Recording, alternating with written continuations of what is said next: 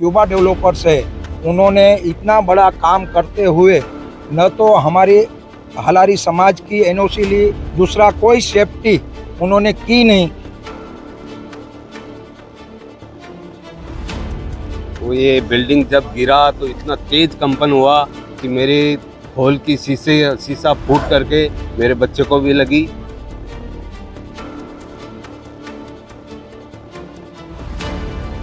जो समाज यहाँ पे 1960 से स्थापित है, करीबन आप समझो 65-70 साल का इतिहास है, तो सारा काम इमीडिएटली बंद होना चाहिए।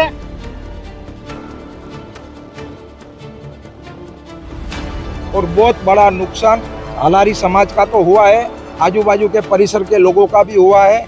उनके पास जो भी अप्रूवल मिला है तो उन्होंने कैसे किया क्या किया उसका टोटल एक कॉपी हमको चाहिए।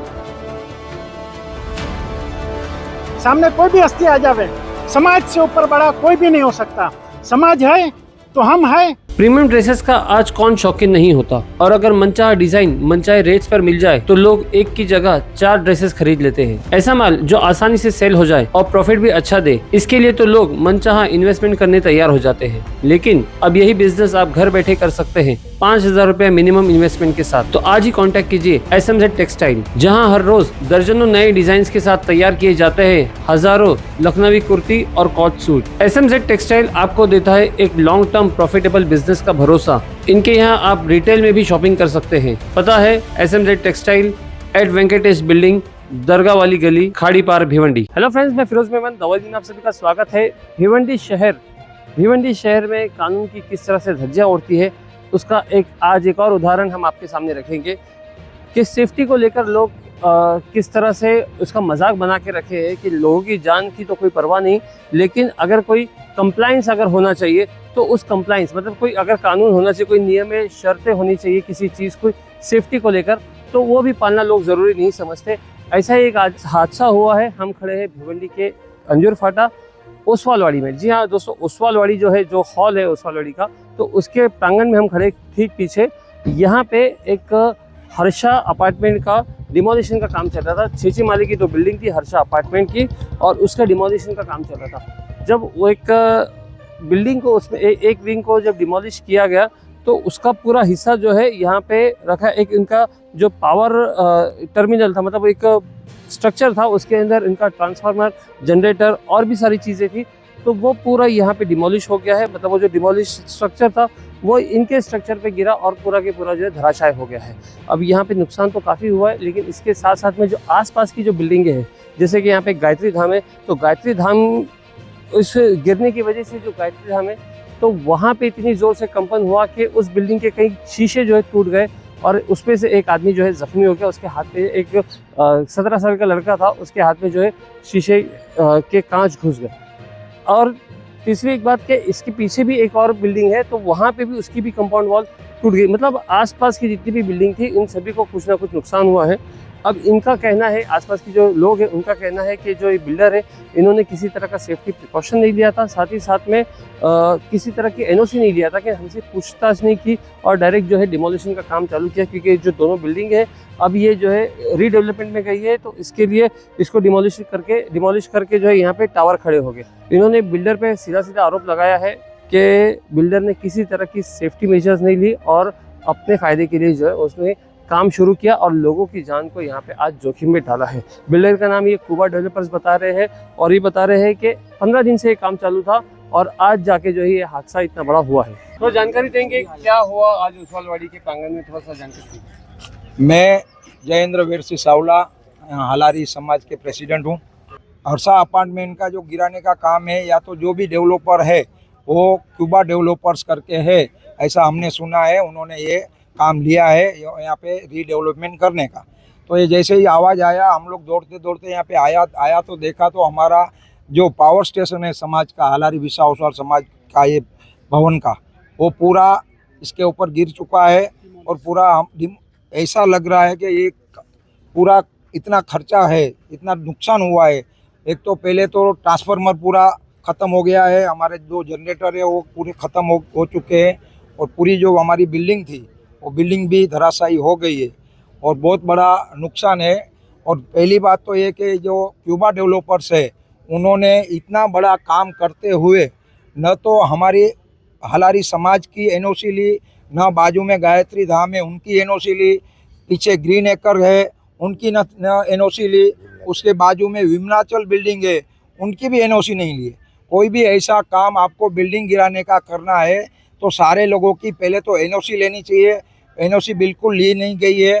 दूसरा, कोई सेफ्टी जो इनको बिल्डिंग गिराने से पहले जो सेफ्टी करना चाहिए, जो सेफ्टी बनाना चाहिए, ऐसी कोई सेफ्टी उन्होंने की नहीं, ना किसी की इजाज़त ली, ना इतना बड़ा धमाका करने वाला है, बिल्डिंग गिराने वाले है, उसके पहले हमको इन्फॉर्म करना चाहिए कि आपका यहाँ कोई ऐसा चीज़ या आदमी कोई रहना नहीं चाहिए। अच्छा हुआ कोई भी आदमी यहाँ पे हाजिर नहीं था, अगर हाजिर होता तो कैजुअलिटी भी होती।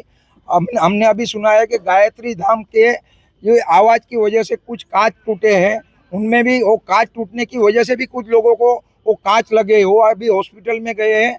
तो ये सब चीज़ों की जो ध्यान देनी चाहिए थी, वो ये जो डेवलपर्स है क्यूबा डेवलपर्स, उसने कुछ दिया नहीं है और बहुत बड़ा नुकसान हलारी समाज का तो हुआ है, आजू बाजू के परिसर के लोगों का भी हुआ है, ऐसा मेरा मानना है। ये जो हर्षा अपार्टमेंट है ये कितने फ्लोर का था और कब से काम चालू था डिमोलिशन का? ये 6 फ्लोर का हर्षा अपार्टमेंट था। ये लगभग मेरे हिसाब से 15 दिन से उसका डिमोलिशन का काम चालू है।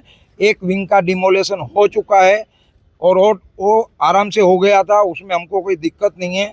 मगर कोई भी काम अगर आप करते हो तो कम से कम आजू बाजू वाले को इन्फॉर्म भी करना चाहिए, उसका एनओसी भी लेना चाहिए, जो ली नहीं गई। तो किसी प्रकार की एनओसी नहीं ली गई थी यहाँ पे? किसी- मतलब आप लोगों से जैसे कि कैजुअली बात वगैरह भी नहीं हुई थी कि हम यहाँ पे काम चालू करने वाले, कि डायरेक्ट काम स्टार्ट हो गया था? कोई बात नहीं हुई है। मैं यहाँ पे प्रेसिडेंट हूँ, हमारे कर्मचारी है, हमारे यहाँ पे सारे लोग हैं, ट्रस्टी लोग में ट्रस्टी कांतिलाल सोमचंद हरिया भी मेरी बाजू में खड़े हैं। यहाँ पे किसी की भी कोई भी जात की एनओसी या कोई टेलीफोनिक बातचीत भी किसी ने की नहीं। अच्छा, तो क्या लगता है जिस तरह से ये इमारत यहाँ पर गिरी, मजदूर तदबीर के लोग काम भी कर रहे थे, किसी प्रकार का जीव हानि यहाँ पर हुआ या नहीं?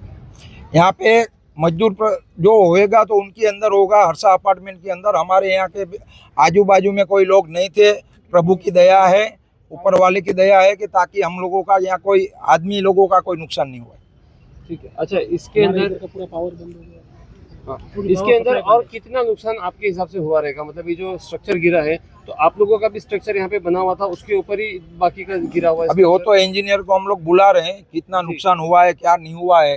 वो पूरा जनरेटर पूरा खत्म है, पूरा ये ट्रांसफार्मर खत्म है। ट्रांसफार्मर ही मेरे हिसाब से 20-25 लाख का तो ट्रांसफार्मर है। बिल्डिंग की कीमत कितनी होएगी आज के टाइम में, जब बनाई थी आज बनाई थी, वो सब में जो आएगा वो तो हमारा इंजीनियर जो भी आएगा वो दिखाएगा। बोलिए, क्या जानकारी देंगे आप? जो आज मैं demolition- डॉक्टर विपिन नागड़ा, जो श्री हलारी समाज मुंबई के साथ 50 साल से जुड़ा हुआ हूँ। ये जो क्यूबा डेवलपर है, उन्होंने लीगली तौर पे जो चीज़ करना चाहिए था वो चीज़ 100% नहीं की है।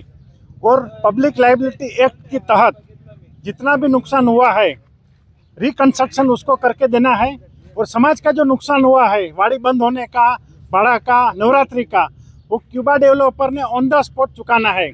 दूसरा, मैं विनंती करूंगा यहाँ के एमएलए श्री महेश प्रभाकर चौगुले, यहाँ के कॉरपोरेटर मनोज काटेकर और सारे लोगों को कि इमीडिएट हलारी विसा ओसवाड़ समाज की सेफ्टी के लिए पूरी बस्ती में 80% लोग हलारी विसा ओसवाड़ समाज से ही है। जो समाज यहाँ पे 1960 से स्थापित है, करीबन आप समझो 65-70 साल का इतिहास है। तो सारा काम इमीडिएटली बंद होना चाहिए। लिखित में उसने गारंटी देना चाहिए आजू बाजू के सब परिसर को, किसी भी प्रकार के हानि पे उनकी 100% रिस्पॉन्सिबिलिटी होगी। जो समाज का नुकसान हुआ है, जो गायत्री धाम का नुकसान हुआ है, जो बिल्डिंग का नुकसान हुआ है, दीवार पे जो क्रैक हुआ है और जो इंजरी हुई है, वो सारा मुआवजा पॉलिटिकल लोगों ने और बीएमसी के कमिश्नर ने, कॉरपोरेटर ने इमीडिएट दिलाना चाहिए।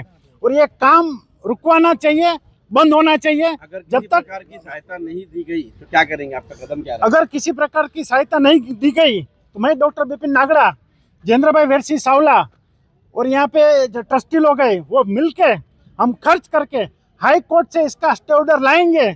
उसमें हमको शंका को दो राय नहीं है। सामने कोई भी हस्ती आ जावे, समाज से ऊपर बड़ा कोई भी नहीं हो सकता। समाज है तो हम है, बियॉन्ड ही है। मेरा नाम मनोहर सिंह शेखावत है। और क्या तकलीफ हो गई आज आपकी? मैं गायत्री धाम 305 में रहता हूँ। वो ये बिल्डिंग जब गिरा तो इतना तेज कंपन हुआ कि मेरे हॉल की शीशा फूट करके मेरे बच्चे को भी लगी और मेरा पूरा शीशा टूट के नीचे गिर गया। कितने साल का बच्चा है? अरे 17-18 साल का लड़का है। ज्यादा लगा है? कहाँ लगा उसको? तो हाथ में चोट आई है, देखो ये फोटो इसके अंदर मेरे मोबाइल में लगा है। ये देखो ऐसे मोबाइल में।